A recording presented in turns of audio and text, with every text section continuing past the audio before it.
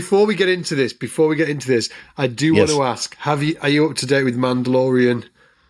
Are we? No, I haven't seen. Well, I haven't seen the finale. So no, because I'm waiting for my family, and it's awful because I follow all these Star Wars accounts, and they all have like and I'm like So don't say a goddamn thing, Scott Devine. I was literally watching it was it yesterday, or I think Story and I were watching it last night. Did you finish it? Yeah, and Story's like, I wonder if Ian's seen it.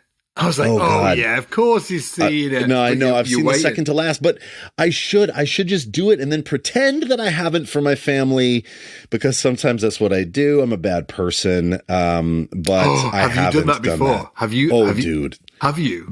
Because there's so much Star Wars feed in my life that I feel like I just need to watch the episode and then like, okay, cool, good, got it. And then I'm like, guys, we should watch the episode, right? This is terrible. I hope my family never listens to this because they don't know. But I do that. Does that make me a shady amazing. person? What a great episode. Yeah. And then I really work on my acting like, oh, I did that. There's that episode with Jack Black and Lizzo, and I watched that earlier.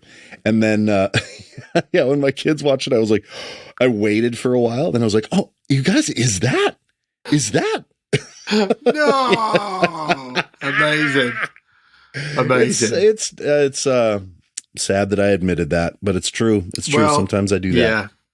Yeah, I've done similar.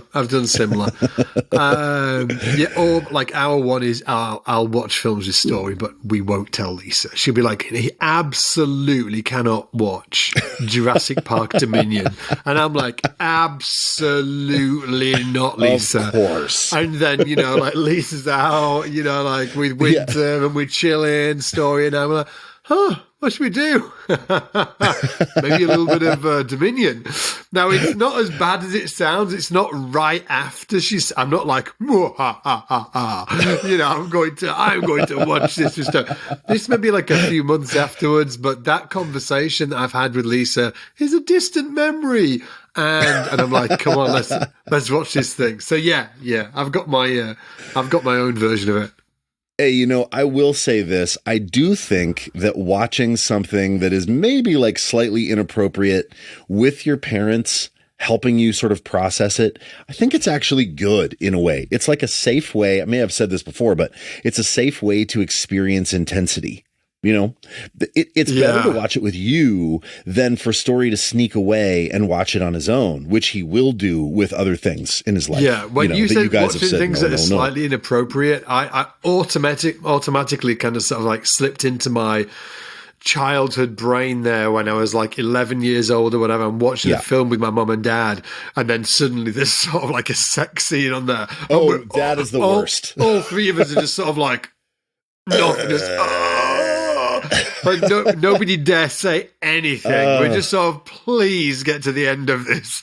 That is very awkward. Yeah, that is awkward. And and I don't know I guess when I was saying slightly inappropriate, I guess I meant violence or like intense emotion or, like drama, I guess. Yeah. Oh, there's probably better parents than I that would say, oh, well, no, helping them have the birds and the bees talk after you've watched. Oh man, we have had so many funny freaking comments. Well, you must have had it with your kids as well. Oh, right? Yeah. Just sort of like funny conversations where you're like, shit, where's Emily? Why am they asking? Oh, my. Ask him, Mom. Dude. Ask him, Mom. Oh God. I thought I was going to be this amazing dad that was going to, like all the things I was going to talk about. We were going to have this open convo about all this stuff. And I will never forget, dude, walking my daughter Everly to, I don't know, first grade, right? Yeah. We're walking to school and she goes, Dad, where do babies come from? She's like, I know it's like in mom's tummy, but how do they get there? And I was like, oh, what are we doing after school today? Oh God. I mean, I just such a dick, just like Shane. I was like, oh, well, yes. Oh, it's and so change funny, the isn't subject, it? dude. Yeah. Stupid. Yeah. It's so tricky. It's so tricky because you see their innocence just on this thin razor wire, and then it's over. Yeah, it's just crazy. Like we did the same. Well, I think it was Story first of all, because obviously he's older. But I can remember him asking me. He was like, "Where about?" And I was like, "Okay." And he was reverse engineering it in his mind. He was like, "Yes, where did it come out of?" I tell you, he's like, "Oh," and he's like, "And how does it get in there?" And I was like, "Well." And he's like, "And how does that get in there?" And I'm like, "Well," and I'm having to sort of like feed him sort of like a bit of information and then just like say nothing for sort of like 20 seconds. And as he kind of sort of like comprehends what I'm saying. He's like, "Oh," and it's come up, and it, like over the last 2 years, we'll kind of cycle round it. You know, he'll be like, "But is there another way of doing it?" Like, this happened just a few weeks ago. He was just like sitting in the back of the car. We're chilling. We're driving along. Yeah. You know, listening to music. It's, you know, dad and son time. And he just sort of like brought up and he's like, so is there another way of doing it? Like, is there another way just like of like not having to do that bit? And I'm like, and I was like, well. Oh my God. I was like, not really. I was like, but it's kind of like food. I was like, do you know, like there's some food that you might not like right now. And I was like, but in the future, you might like that food. I was like, same incredible. deal. Oh my God. I just love it too, because yes, there is a time in your life pre-puberty where you're like, I love Story trying to like, is there a loophole? Is there a way that I can get around not having to do this? Yes. Because that sounds weird. Because it is weird. It's so weird. It is weird, isn't it? And then you cross a threshold and it's not weird anymore. It's all you think about. It's just dude. What I was like. That's what I was saying to him. I was like, you see, you know, like I didn't like pizza when I was a kid, and now I love pizza. Yes, he says, I think about pizza all the time. I was like, well, it's kind of like that. I was like, right now, you think there's nothing worse than pizza. Well, there's gonna be a time in the life where you're going to think about pizza a lot. Yeah, that's great. Oh, dude, that's very good. That's very good. This is now a parenting podcast. Everybody, I know. Sorry, apologies to anybody out there podcast. that doesn't have any kids, and you're like, what the fuck are you guys talking about? Like, but all I'm gonna, you know, like, if you're gonna have kids in the future, watch out, dudes. Dude, watch out. It's coming to you, baby. I just talked to my friend Jeff Schreiner, who works at Korg USA. He works, you know, with Spectre and Aguilar and stuff. Yeah. And he just had their third. So he has like a 4-week-old infant. And I did a call with him the other day, and I heard this baby in the background. I'm like, dude, is it? And I'm using your word now. I'm like, is it just carnage right now? He's like, bloodbath. Yes. And then he told me about this guy, a coworker, John Stipple. I'm saying your name, John Stipple. Great dude, no kids.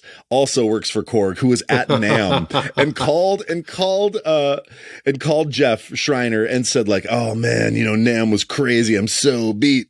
You know, like I took the flight. I got home. Oh man, I just took a nap because I was so beat. And Jeff is on the other, you know, with like a howling 4-week-old baby going like, great. So we had a real good dad. We had that convo that all dads have of like, you know, when you talk to your friends that don't have kids. Oh yeah. All those assholes. Yeah. All those assholes with loads of parenting advice.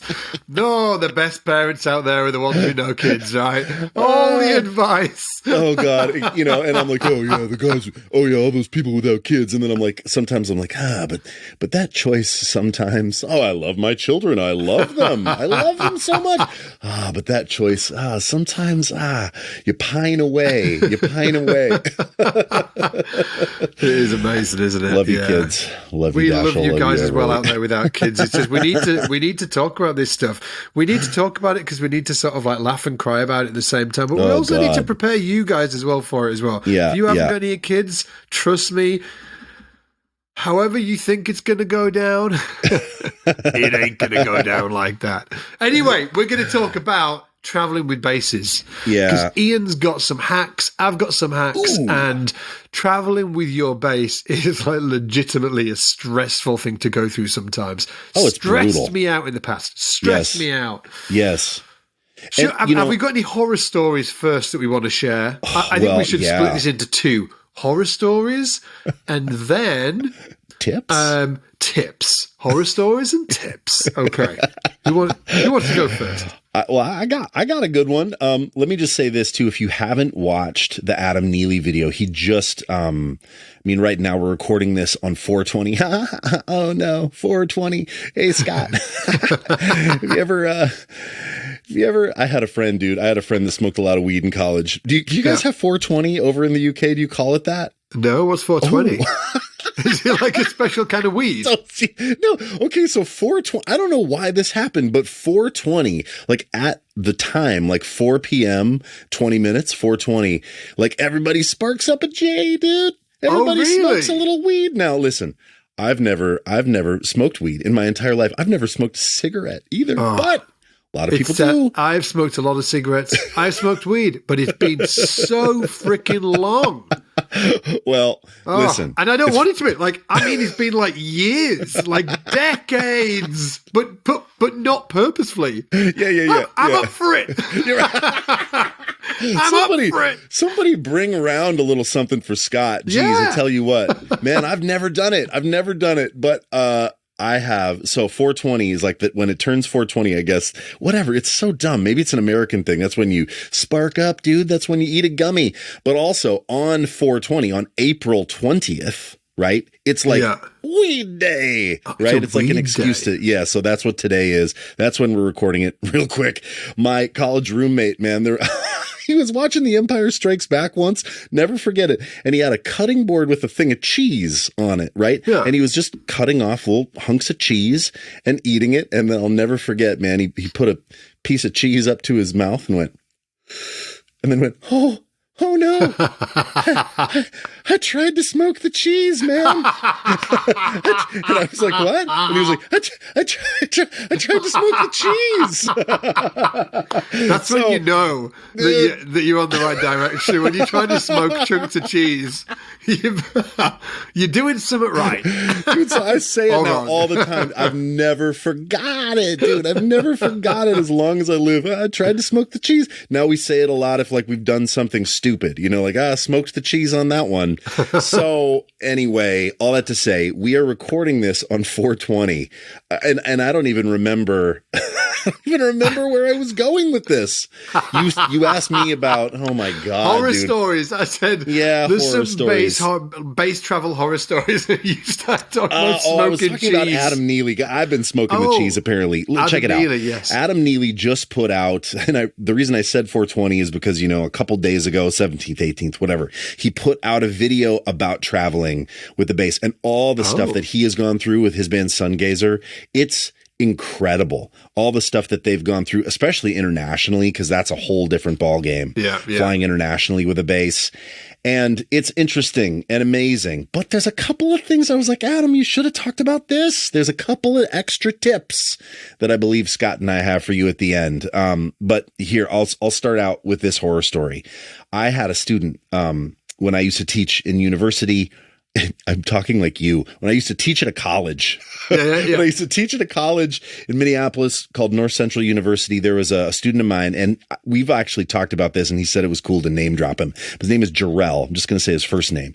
And Jarrell had a bass that he took. It was a Mustang bass. Remember when they were making those, got those red Mustang basses? He took that on a flight, checked it in a hard case, and TSA took every screw out of the bass. So they basically, they pulled everything, like pick guard, electronics, everything, pickups, bridge. And basically inspected it thinking that what there was going to be, a huge kilo of cocaine inside of it or something. Right. And then instead of putting it back together, they're like, well, I don't know where all these screws and parts go. They just tossed it back on top of the bass. Oh God. And then just so grim, closed up the base and sent it back. And dude, brutal. Brutal. Obviously the moral of the story is try not to check it. But if you are checking it, if you do have to check it, don't, because I did this. I locked it. I had a Hiscox case, great cases, pretty bulletproof. locked it, and then when I picked up the case at the other end, the lock had just been prized open. Because they need to be able to get, if somebody wants to get inside, they're just going to break it to get inside and have a look. So what I started to do is actually, if I had to check it, I'd just tape it. So I'd tape it with sort of like fragile tape and stuff like that. And then if they had to get in, they could just, cut it and open it up. And I would say like 50% of the time they did cut it and look inside. You're coming in hot already with the tips. Scott giving you tips right away. And since we're talking tips real quick, check this out.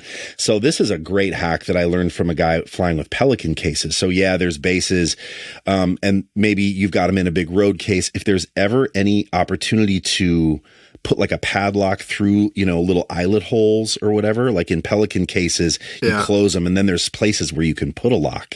Instead of putting locks there, you put removable zip ties. So they can actually clip the zip ties. Yeah. So then they clip the zip ties, and then inside, this is such a pro tip, you include 2 more zip ties with a nice little note that says, hey, if you cut these, would you please put these back on? Thank you.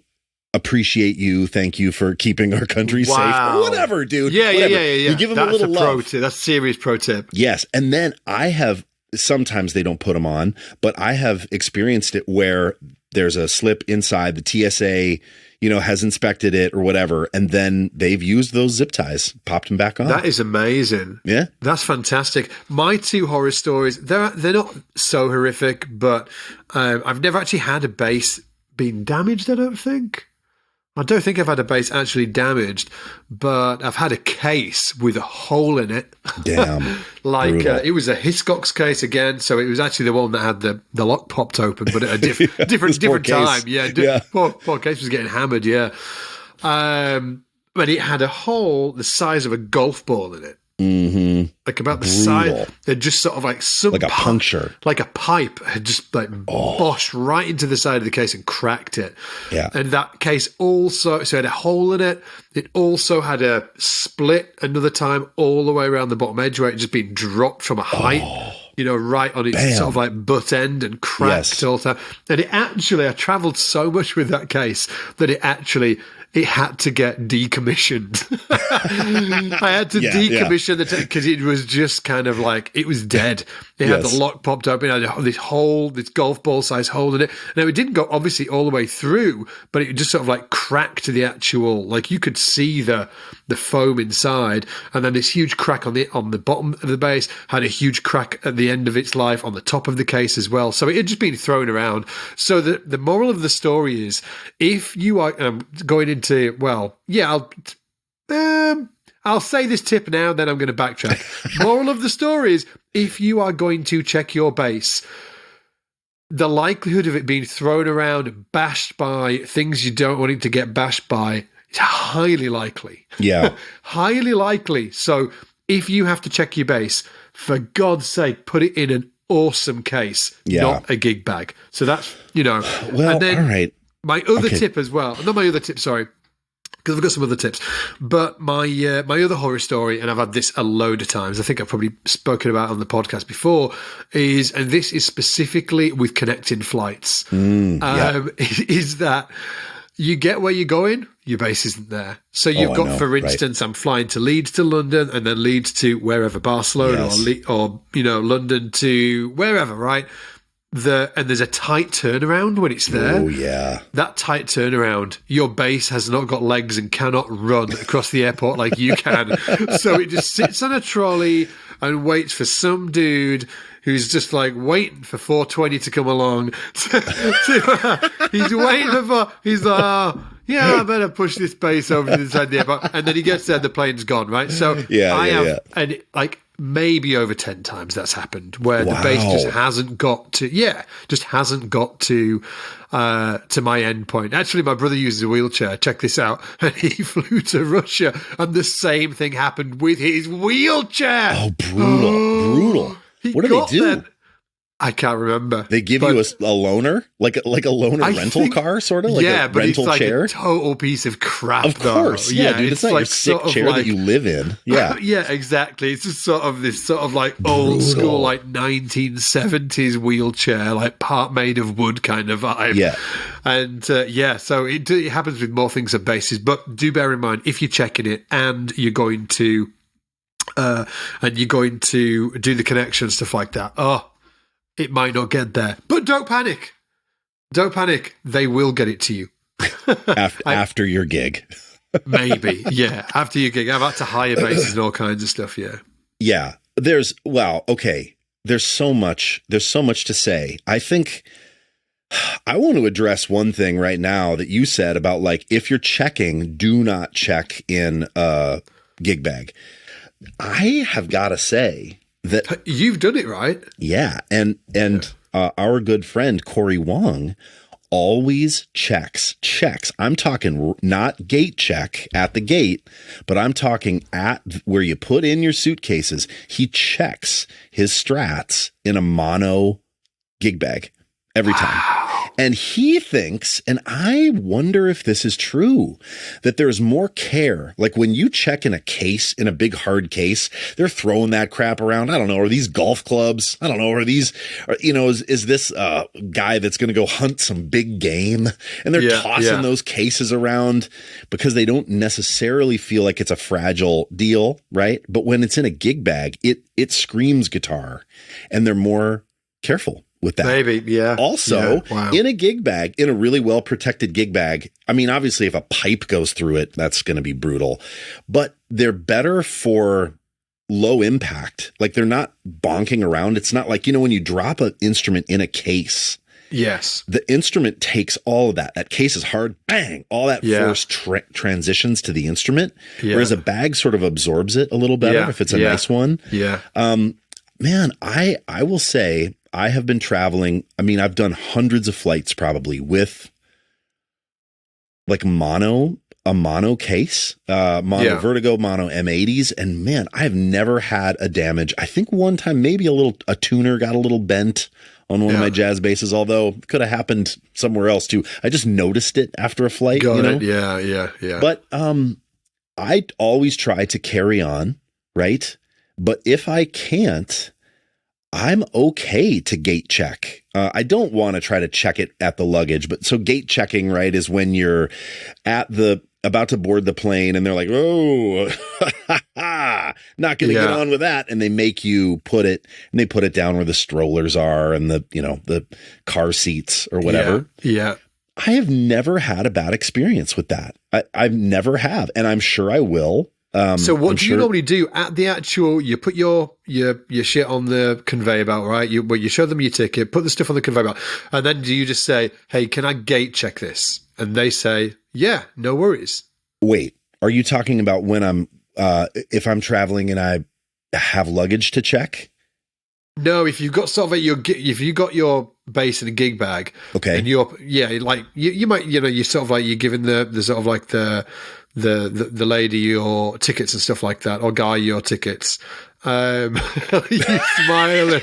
That's so funny. Giving the lady your tickets. You're the lady.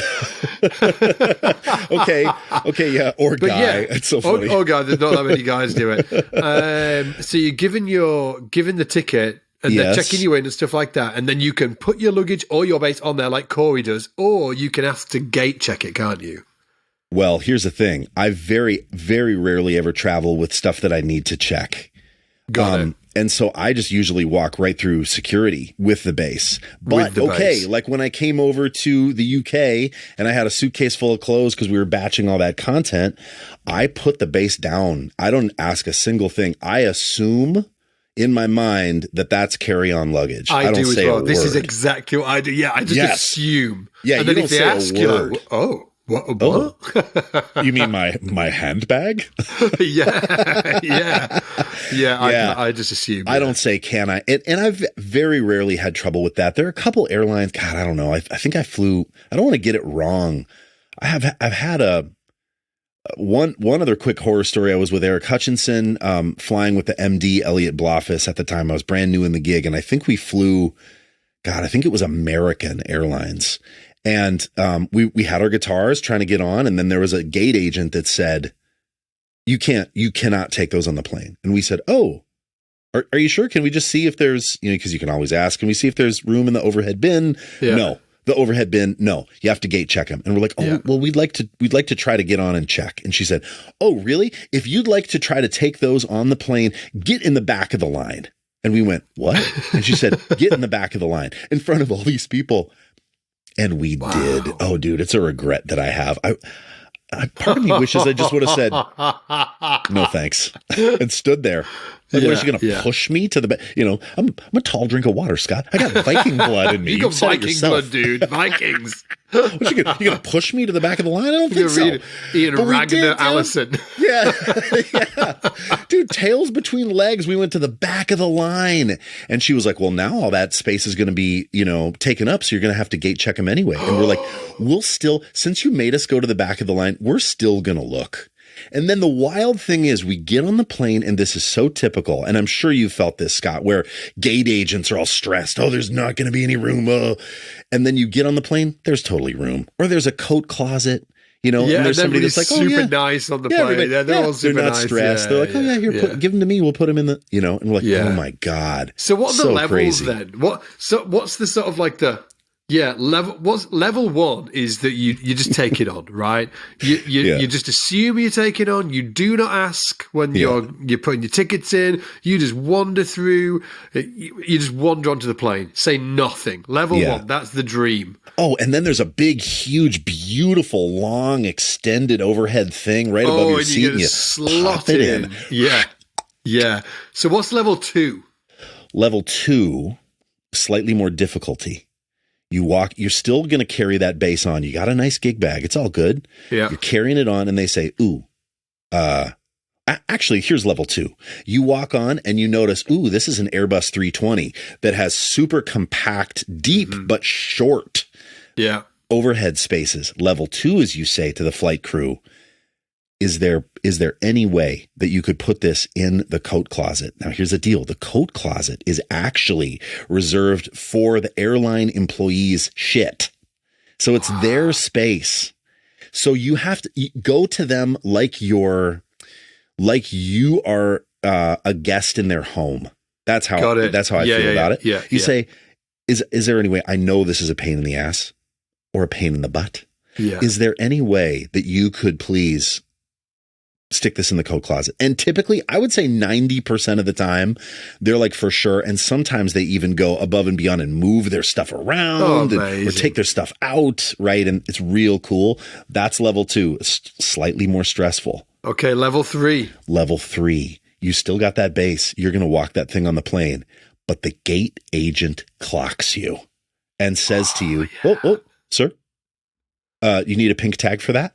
Ooh, the dreaded pink tag, Scott. Oh, yeah, the pink tag, the pink tag. Yeah. Because that means, and you say, what?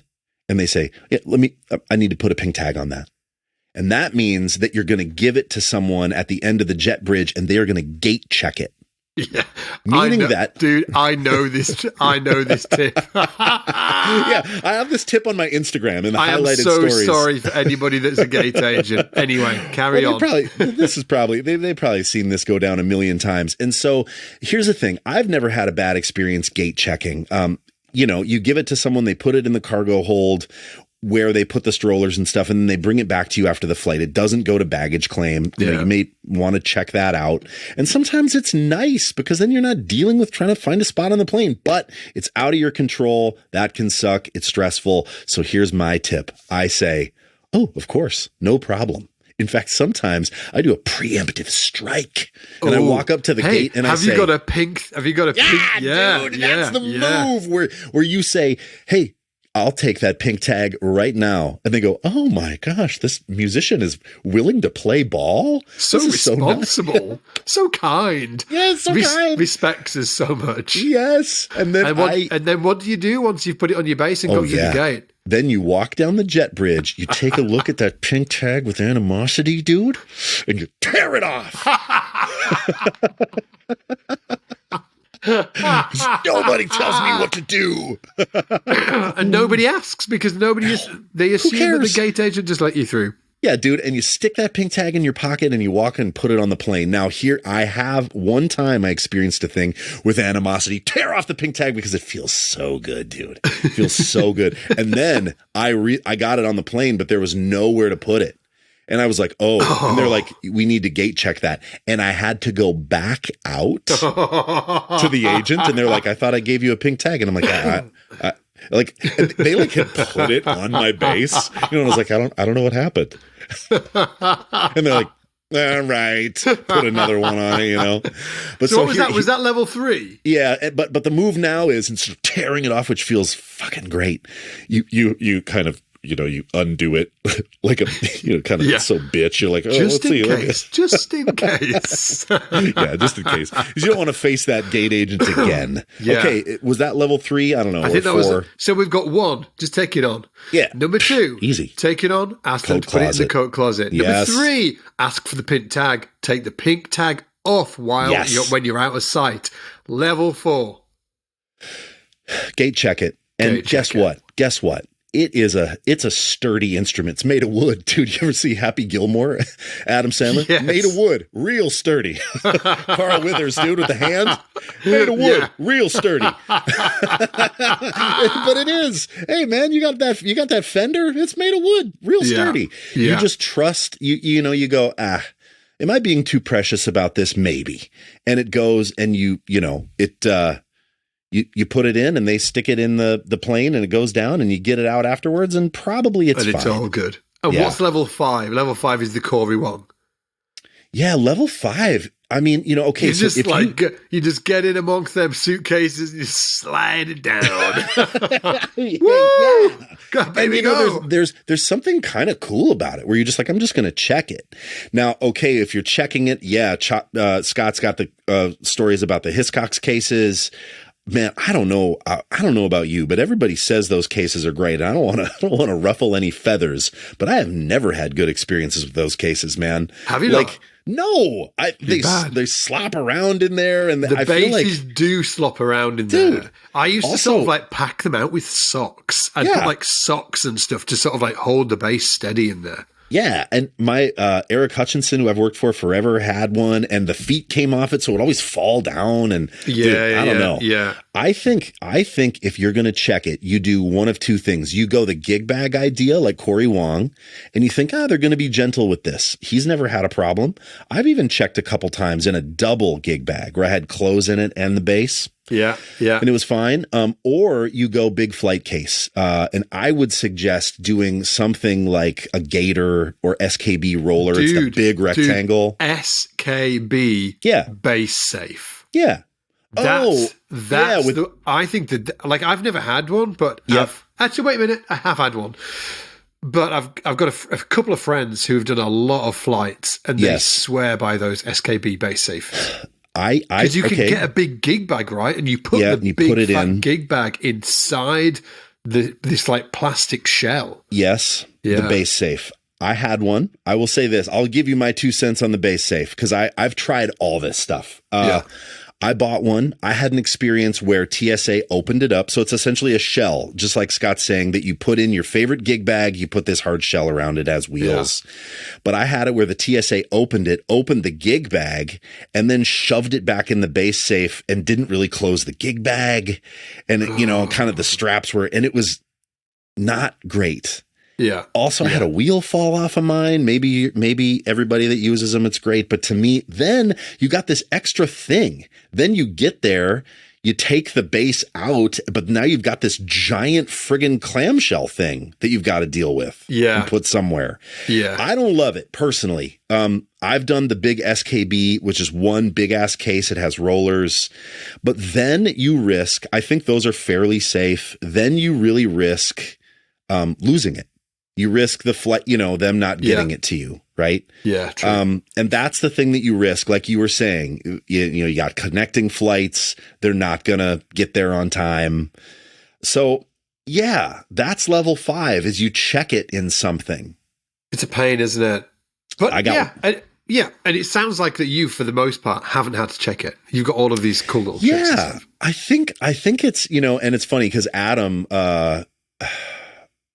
Adam Neely. Yeah, Neely. Sorry. Yeah, I was thinking. Sorry, I was like Adam Levine. My mind was like, not the singer of Maroon 5, not the singer of Maroon 5. What's wrong with me, dude? Yeah, Adam Sandler. He talks about like, wow, you know, there's all these. It's a $31 billion industry, and here we are talking about all these secret hacks that you have to do to get the friggin' thing that you work with on the plane. And it was interesting. I was like, okay. I've taken a different approach where I don't feel like I'm entitled to bring it. I think that it's a pain in the ass for everyone. And I sort of feel like when someone accommodates me, I'm very grateful. I don't feel this thing of like, well, it's what I do for a living, so I need to be able to bring it on. I mean, think about that in any other profession. Like there's no one that's flying with something that's 4 feet tall, 2 feet wide and sticking it in the overhead. It's just us. So I kind of feel like, I don't know. I don't want to be entitled around that. So I'm always very grateful when I have time. If a flight crew has been super cool, I will stay. Like for instance, I did a Delta flight. Man, I wish I remember these people's names, but I got on Airbus, no way, in the overheads, coat closet was totally packed. And she was like, let me see, there's another, she's like, I'll see if I can get it in a seat, where, you know, someone who hasn't purchased a seat, I'll strap it in. I'm like, amazing. Cause you could also, I guess level 6 is buy a seat, but no one's doing that, but you can. No one's doing that. But she was like, I'll do that. And then she's like, the flight's sold. And then she was like, let me talk to the captain and check this out. Scott, have you experienced this? She went to the pilot and said, there's a guy here, you know, whatever. Could he put his instrument in your space? And the pilot said, hell yeah, because he was cool, dude. Because he was awesome. So there's a spot behind the pilot and the co-pilot's chairs where they put their shit. And they were able to sneak the bass in there. That's awesome, actually. Yeah. Pretty cool. I'm looking around. We've got 10 minutes left before I have to call it. In this 10 minutes, what is your favorite gig bag? If somebody was like, I want a gig bag, I want to be able to fly with it. Yep. What gig bag is it? I'm going to give you two options. The fancy option is Glenn Cronkite. They used to be in the Bay Area. Now they're in Minneapolis, actually. How do you spell that? Glenn, obviously, but Glenn what? Glenn. And then Cronkite, I think, is like Chronkite. Oh, Cronkite. So Cronkite. Yeah, Cronkite. They are incredible, beautiful, leather, expensive, well padded, amazing bags. I've flown with that case a number of times. I even had to gate check that case. But it's pretty bougie. They're expensive. I think they're like $800. They are. But I love that case. It always gets looks.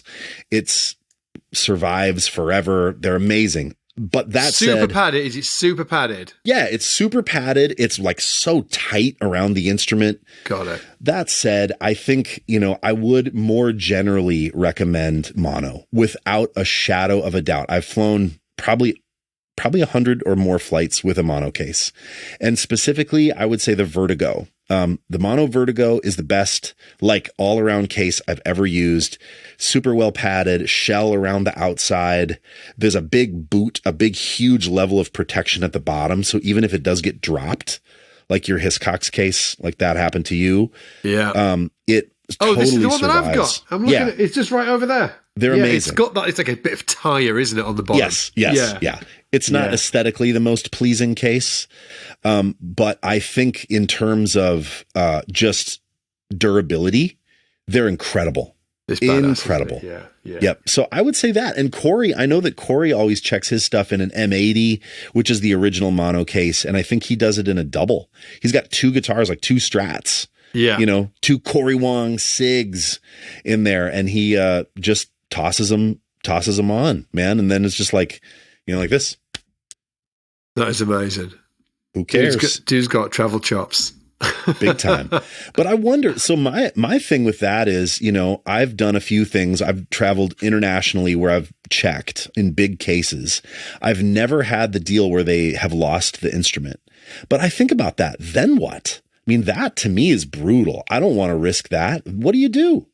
So Scott, Well, like when they've lost them for you, what do you do? Did you get them back before the gig? Sometimes, and then sometimes I've just got to hire something when I'm there. That's fun. Yeah. To me, dude, that the stress of that. If you are gigging like on the day, you have to hire. But if it's what will normally happen is they'll bring it over on the next flight and they will get it to you. So they'll normally get it to the hotel where you're at. So say you fly the Monday, you land wherever, they've left your case, wherever you were connecting. They will get it to you on the Tuesday usually. Dude. So yeah. Listen, my buddy Elliot, who was the old MD for Eric Hutchinson, he had a song. He wrote himself a jingle for the airport, and it went like this: "They call me Mr. Carry On only, only, only, only." I sing it every time in the airport. Elliot, if you ever listen to this, I sing "They call me Mr. Carry On only, only, only," because, dude, they call me Mr. Carry On only. I hate checking. I want everything in my possession. I'm rolling in there, Scott, with a bass in a sick gig bag, and I've got a backpack that has been carefully considered, small pedal board setup, clothes, everything, toiletries, 2 bags to rule them all. That's it, dude. Bass, some kind of thing you can carry on. You roll on the plane. It is all good. They never leave your side. You're all set. That's what I do. I'm joining that club. I'm joining your club. Quick shout out as well for some more gig bags. So love mono cases. Yep. F bases come with sick. Oh yeah, they do. Those bags are great. The new ones are great. Like some people might have seen the old ones, but I'm not sure how long they've been doing these new ones, but they've definitely been doing them for the last 3 years. Who makes them? I've got no idea. It could be Levy's. I'm not sure. Right. I'm not sure. But they're like a fabric. They're pretty. They're tough too. I remember I had, when you were lending me the wall. Oh God, that was a great time. I put that in an F base, didn't I? Yeah, and it was awesome. It was robust, really nice. TKL is one as well. There's TKL cases. They're good. And also, Groove Gear do this thing called a gig blade. It's different. You'll have to check it out online. It's called the Groove Gear Gig Blade. Now, I've got the first one, which I actually really liked, and it had the entire front of the case. Oh, it's sort of like the back of it was kind of like carbon. Yes. So the back of it was carbon. The front of it was like really thick material. You could open up the entire front of it so you could put loads of clothes in there. Yeah, cool. And it also had wheels on it. But I've just looked, and it looks like that has been replaced by, and it looks like there's been 2, but now the Gig Blade 3. There's a Gig Blade 3 now. And I am not sure whether it still has the stuff on it that I had. Wait a minute, there's got a Gig Blade Edge. Oh boy, there's a few Gig Blades, and there's also the capsule that they make, right? I don't know if they make it anymore, dude. I'm looking at it now. I saw it at NAMM. Oh, did you? Yeah, the capsule, which is like a checked, Oh, I'm talking about the capsule. I'm talking shit here. Actually, yes, it is the capsule I'm talking about. Yeah. So it's the Gig Blade, the Groove Gear capsule, spelled KAPSULE. It's badass, actually, and that is the one that's kind of like semi-hard. It's got a hard back, soft front. You can put a bunch of clothes and stuff like that in it. It's a really interesting design. So Groove Gear capsule, and then there's the Groove Gear Duo as well, which is a double version of that. Yeah. But these are heavier. These are heavier than gig bags. They're beastly, yes. Yeah, and the issue is that I've found, like I used to freaking travel to Barcelona to get lessons from Gary Willis every month. Right. Yes, and dude, that's right. I used to have to walk with that Hiscox case. Oh, now, saying that, the Groove Gear, the capsules come with wheels. So I think you're getting maybe the best of both worlds there. If you can get some kind of gig bag that has wheels, it's still heavy though, man. I know. I think I'd probably just fly with a gig bag. Yes. Dude, listen, you've got everything you need in that backpack, that carefully considered backpack that you've researched a little. Maybe you've checked out some Chase Reeves. Yeah. You put that backpack on, and then over the one shoulder, your whatever good shoulder it it is. You put that bass on. It's just the bass, right? It's not loaded up with a bunch of other crap. So it's probably only 11 pounds, including the case. And you are walking, dude. You're not rolling that thing over cobblestones. Yeah, You're not dragging it through the mud. What club are we joining again? What's the club? What's the club? What's that song? They call me Mr. Carry On only. Dude, we should have T-shirts that just say "Carry On Only." Dude, yeah, and it perfectly works with your footsteps because you're walking through the airport, you're feeling smug about your pack, right, dude? Yeah. You look up, you see that thing that says sometimes you see like luggage or carry on, and whenever I see that word carry on, it triggers the song. I feel pretty good, dude. Gotta say. Oh my word, amazing. I think we should get T-shirts with it on. Guys, thank you so much for listening. If you're interested in getting one of them T-shirts, give us a shout. Maybe we'll be able to sort you out. Yeah. Obviously, you will find us over at scottspacelessons.com. If you haven't subscribed to the YouTube channel for the podcast, you'll find that on YouTube as well. And we will catch you next time. Good luck with your travels. I went in and then, well, take care, everybody. See you in a bit, guys. Bye.